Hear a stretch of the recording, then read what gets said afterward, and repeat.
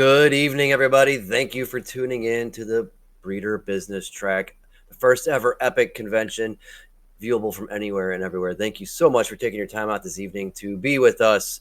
We're going to be talking about the power of mentorship, a really interesting track tonight in the conference. And we're going to have Will and Audra of Flawless on here and talk about their mentorship with Brian of Altitude Exotics. This is going to be amazing. Welcome. Will, Audra, Brian, thank you so much for being here tonight.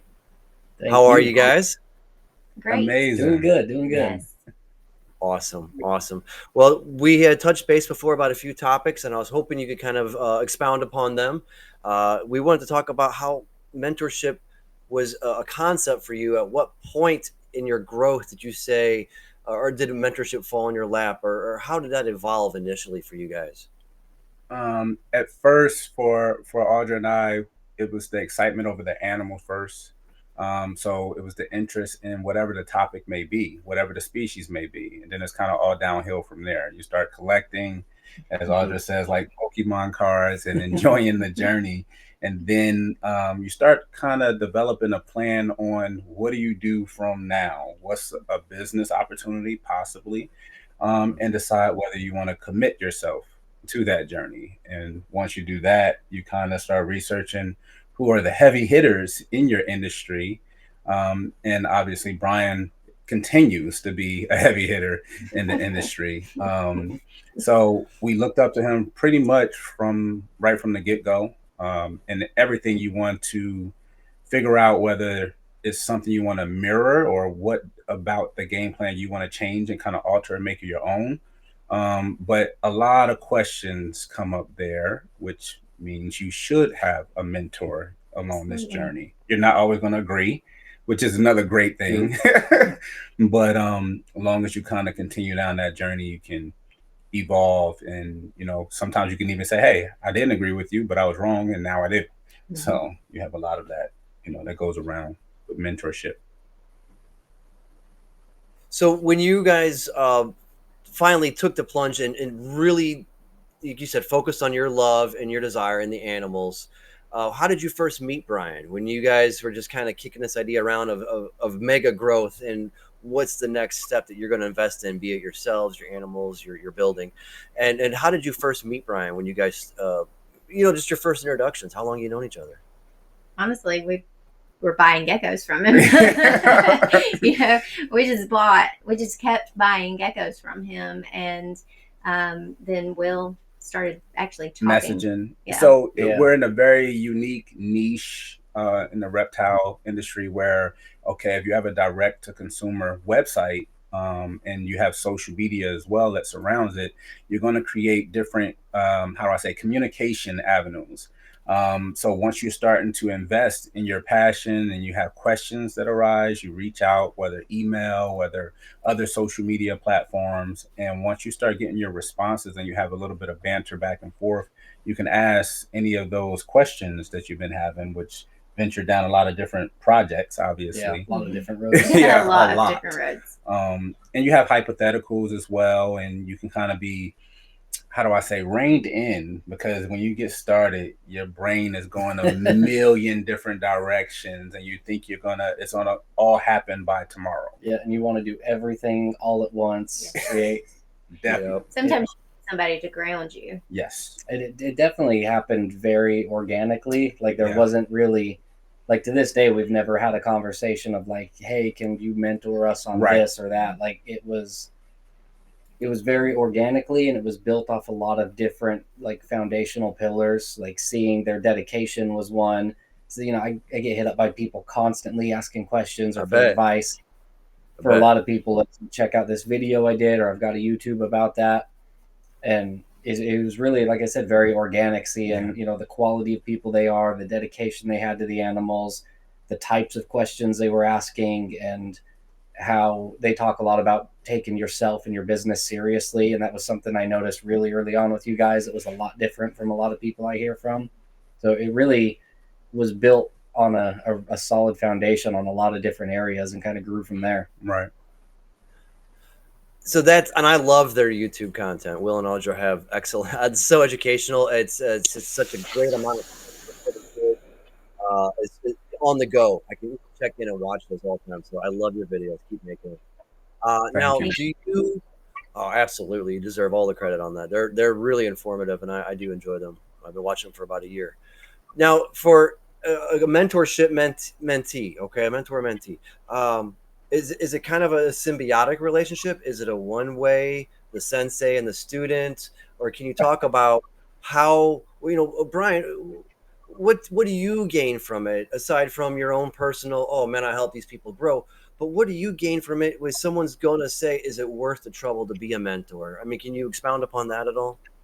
Yeah, it's been an interesting experience for me.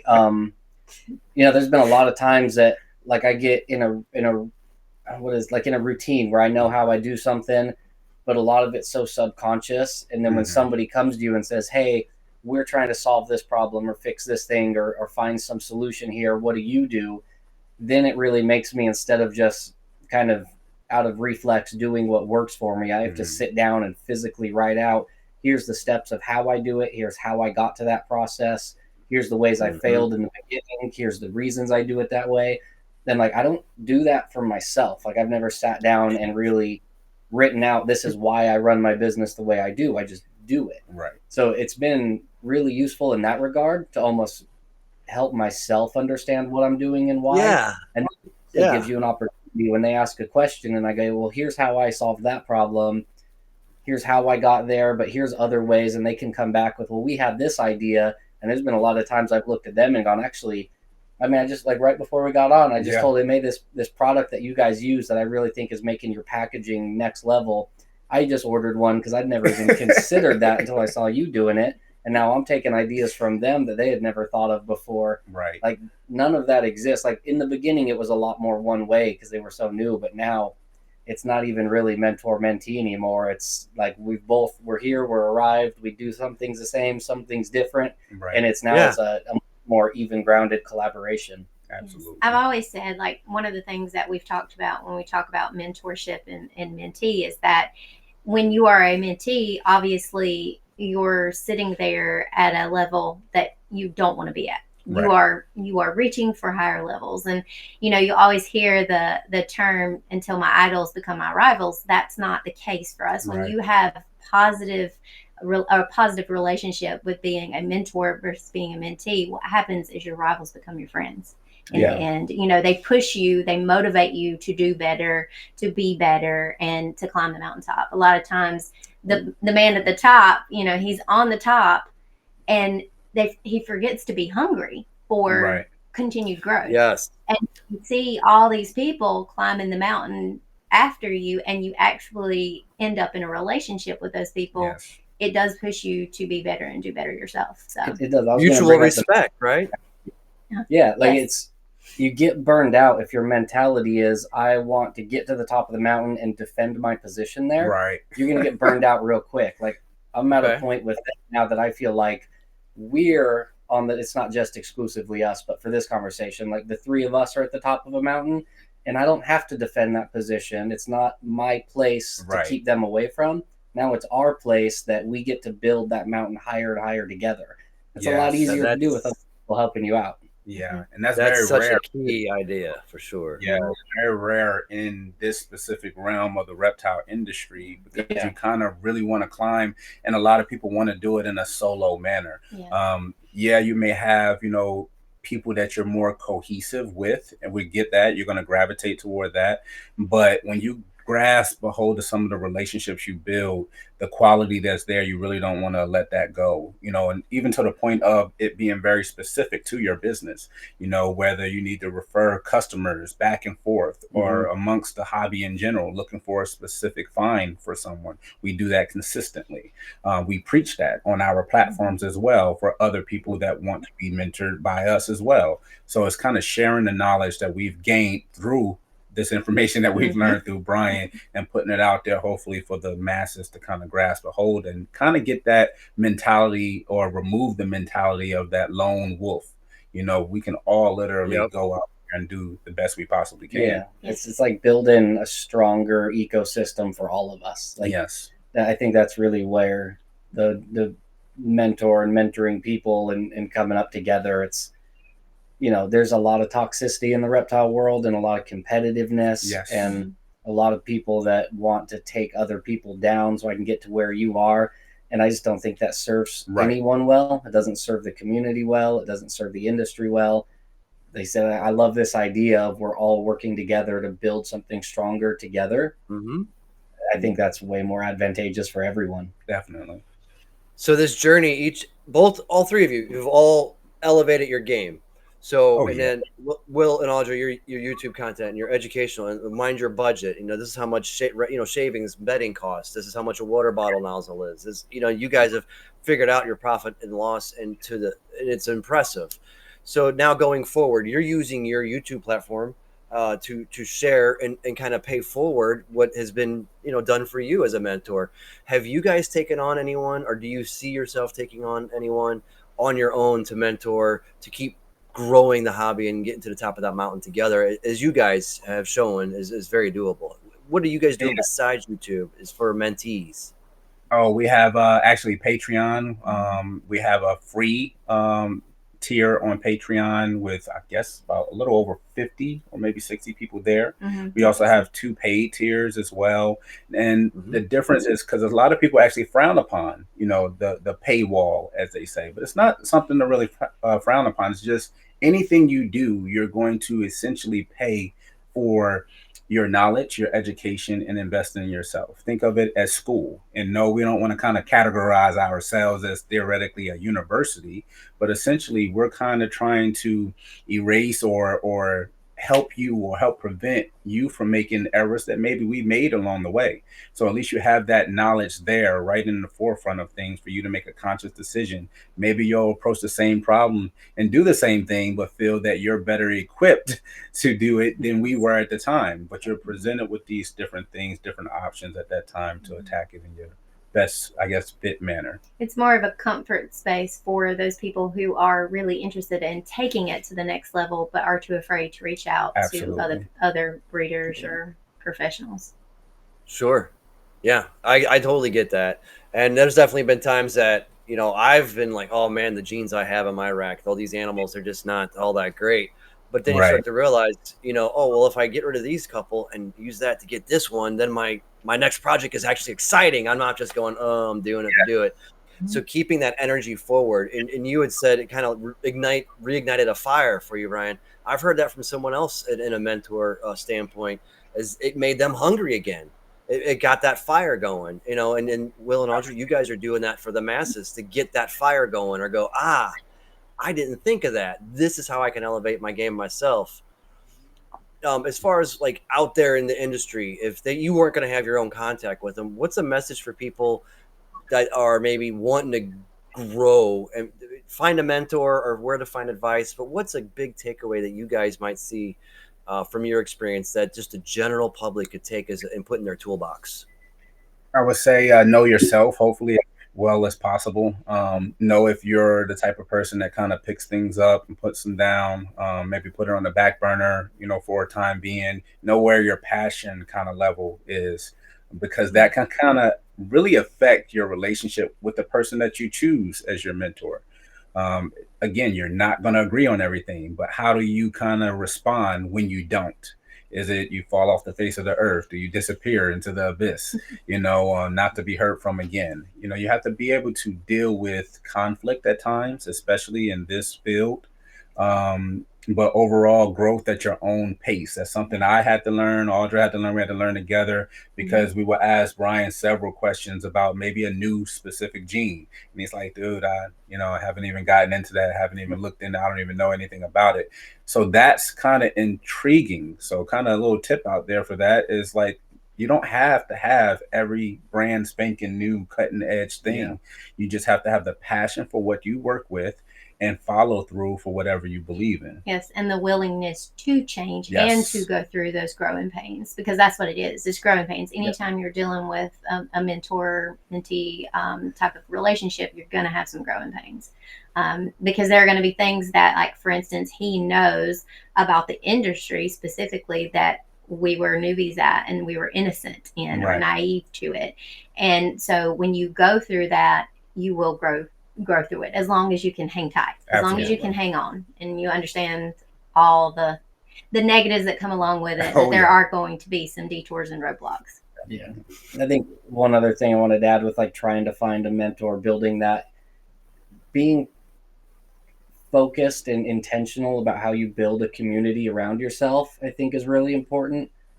Especially, you know, social media is such a powerful tool. Yes. But it's powerful in every direction. And it's just as powerful in a negative direction as it is in a positive one.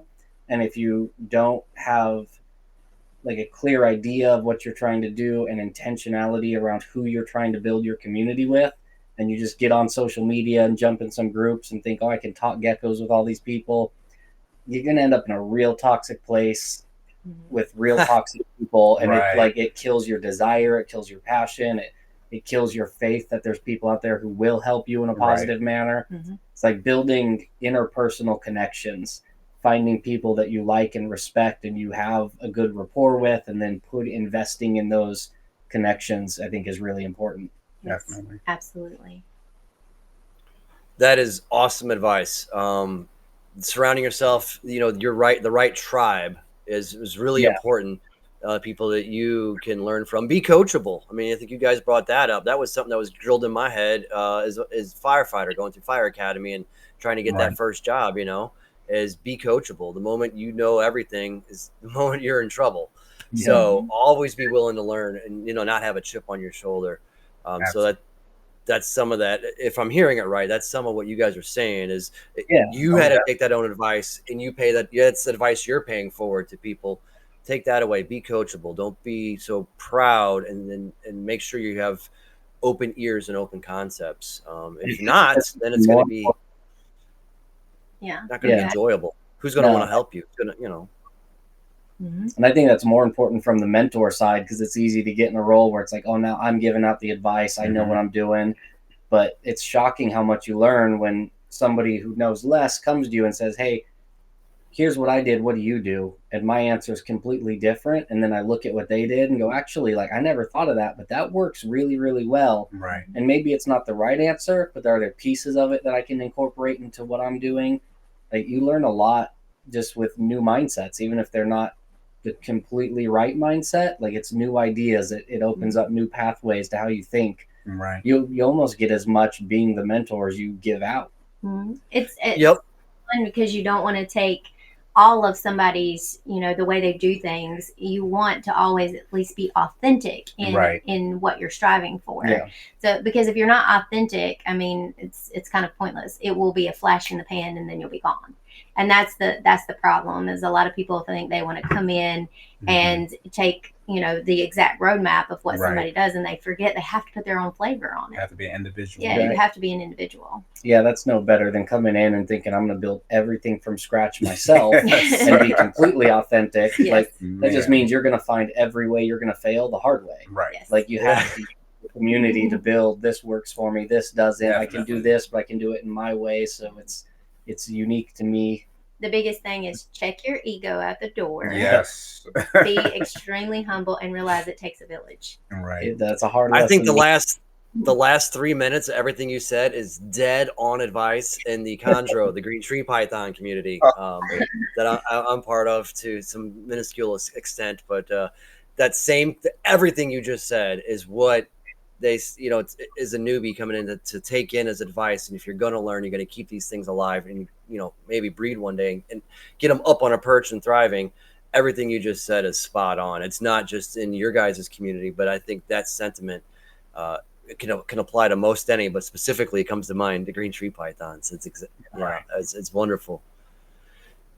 So as you guys go forward, do you guys have plans? Maybe you already do, as far as, do you guys share genes? Do you co-breed, or do you have any other projects or opportunity for that?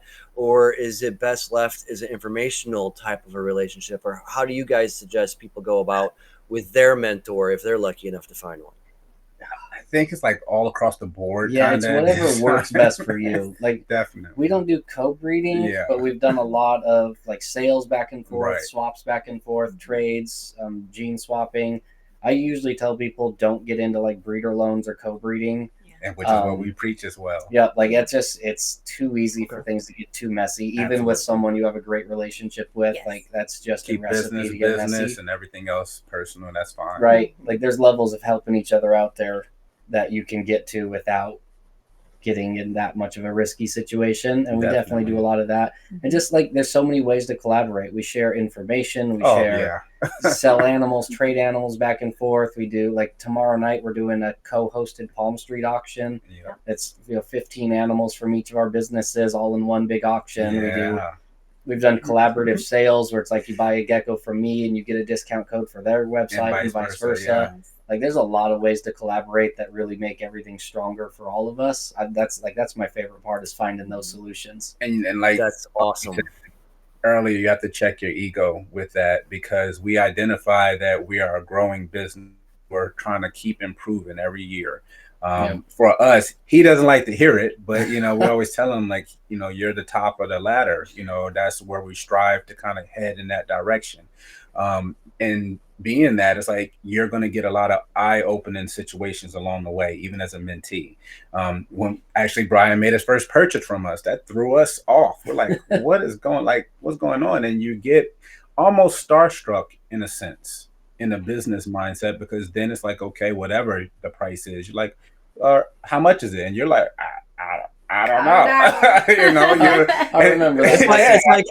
It's like Elvis walked into the diner you work at and ordered a peanut butter and banana toast. And you're like, from my perspective, like that was for me so cool to be like, hey, like here's stuff I need. Right. That like I could grow out my own animals and keep refining, but honestly, bro, like your high white extremes are better than mine. I need a few of yours in my project. I remember the first time I asked you, like, here's what I need, send me a list, and you're like, bro, I don't even know how to price these. Just tell me what you want. Yeah. I think I ended up with like 6 or 7 of them. Yeah. Exactly. Yeah. It's been amazing. That's why it's such a symbiotic relationship because we do feed off of each other. Yeah. Just to build a bigger, better place. Right. And there's no expectations. We didn't sit there and expect, something like that. Exactly. And it just continues to evolve bigger and bigger and bigger. And that goes back to, taking personal accountability for your own business. We cannot expect him as our mentor, what we feel like is our mentor, to create a business for us. Right. To, basically make us money, what I'm saying, or make us successful. You really do have to take personal accountability for your own screw ups, your own mess ups, and because they're going to happen, and for your wins. Yeah. So yeah. So there's a sweet spot for humility and confidence. Yes. Where does that fall? Can you define that? Any of you guys? I mean, that's a tough one. I know it's it's everyone's personality is different. Yeah. When have you made it? You say, you guys don't want to, Brian, you're too modest. You don't want to say I made it, but when you make it, Will and Audra, when is that? When is that moment? What does it look like? And where's that humility, confidence level? Where's that meter? I'm gonna be honest with you. For us, that's going to be extremely difficult just because of the way we're programmed. We're always going to be extremely humble, but we're always going to be looking for the next step, the next plan, as far as what should we be doing next. We're never really going to sit and kind of be satisfied. No. It's just not how we're programmed. So I learned that the hard way. Yeah. When I was much younger, about 10 years ago, I got to a point where I was, a less evolved human in my mid-20s going, I made it. And I spent 3 years just kind of sitting back on my laurels, letting the business was just self-sustaining and it wasn't growing. And then one day I kind of woke up and I looked around at, I'm going to give a shout out to David and Manny at Tiki's Geckos. Oh, yeah. And I had remembered when they were two, just dudes that nobody had ever heard of, and they were buying some geckos from me. And I was like, I made it. I'm doing great. And I'm out, partying on my boat all day, not really running a business. And then I snapped out of it and I looked at Tiki's online and like, these guys are huge. They've blown up. They're killing it. Their social media's on fire. Their content's on fire. Like they're doing things I'm not even thinking about. And that really woke me up to be like, bro, you got to shift your mindset. Like you're going to pass off into oblivion at this point because everyone's like, I'm just on autopilot and everybody else is grinding. That was a huge wake up moment for me. Mm-hmm. Definitely. Well, there's something always kind of cheesy that I use on my show is if you want to go fast, go alone. But if you want to go far, go together.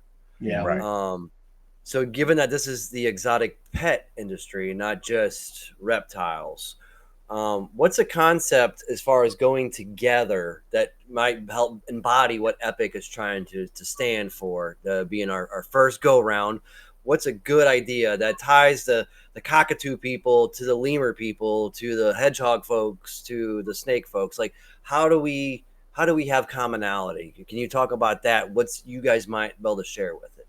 Absolutely. Since we started, in the kind of the toxic Facebook groups and things of the sort, you got to kind of learn how to navigate. And that's very, very important. How do you get into any species, any pet, any animal that you do desire and kind of avoid that? So you want to get as much information and education as possible, obviously, but you want to kind of stay clear of the drama.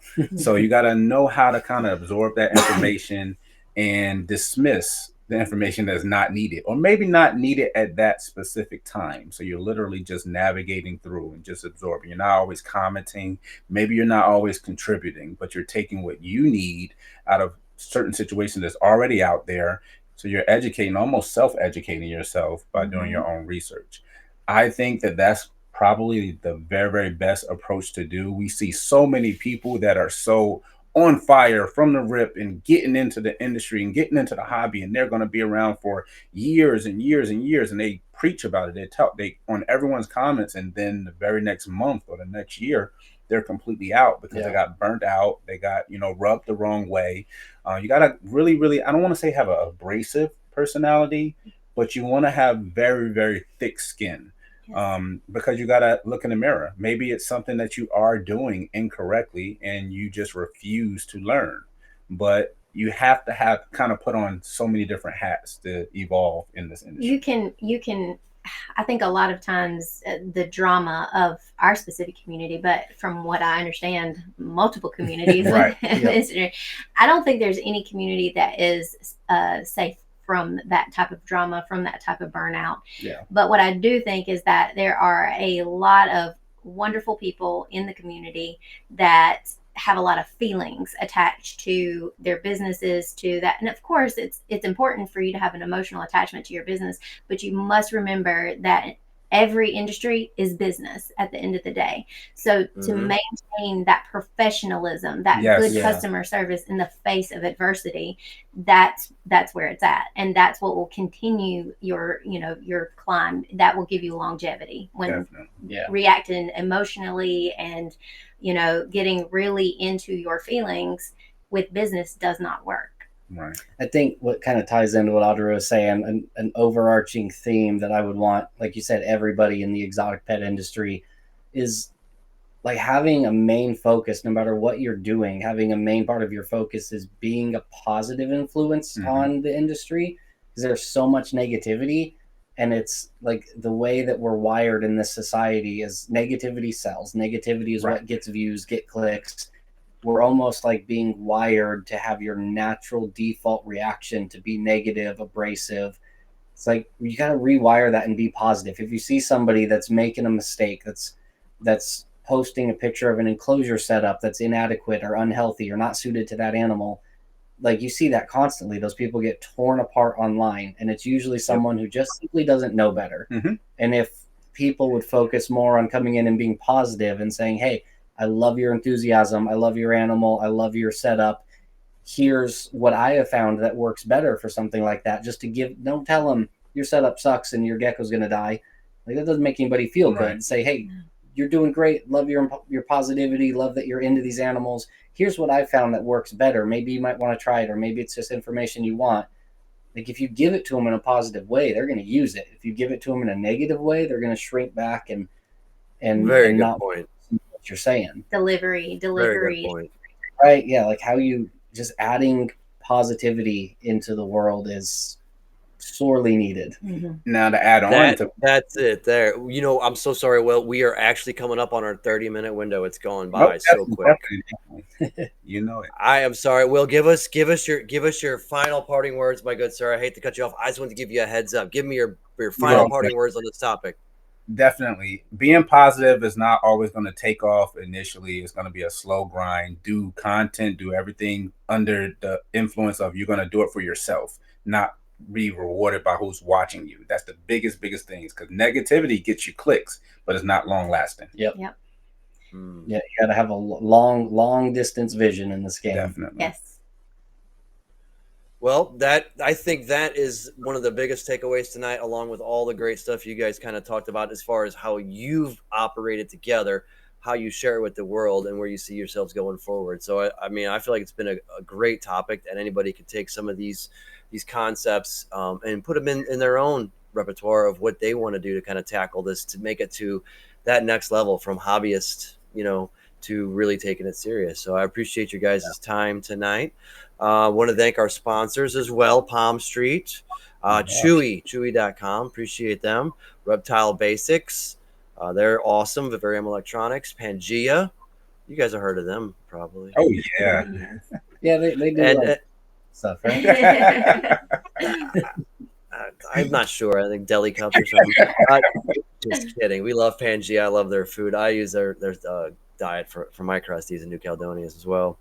Josh's Frogs, and Josh is going to have the keynote speech here right after us tonight. So Josh's Frogs, and of course Redline Shipping. I want to thank all of our sponsors. Robin was a big help in getting a lot of networking done, so thank you guys, and thanks for being part.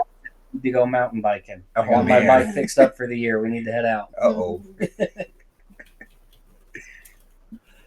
you guys gonna bike? Where do you guys go biking at? I'm not even sure what part of the country he's in. I forget. He's in Colorado. He's only about a half hour south of me, so we get together a couple times a year and go for rides. Awesome. So we haven't been out yet this year, but it's finally getting nice weather this next week, so I'm itching. That's awesome. Well, hopefully you guys have a great rest of this season. Now, your guys' breeding plans for this year, you got anything in the incubator coming out now that we should keep an eye out for? There's always stuff coming out. Right on. Well, thank you guys so much. And again, thank you to our sponsors. I am looking here in our side panel here. Bella is our producer. Thanks again to this excellent platform tonight with Brand Live. Definitely check you guys out, your YouTube content. Flawless. Yep, I subscribe. Sure. And then Brian, on your socials, where can we find you best? Facebook and Instagram and TikTok. It's AE Geckos, and Altitude Exotics on YouTube.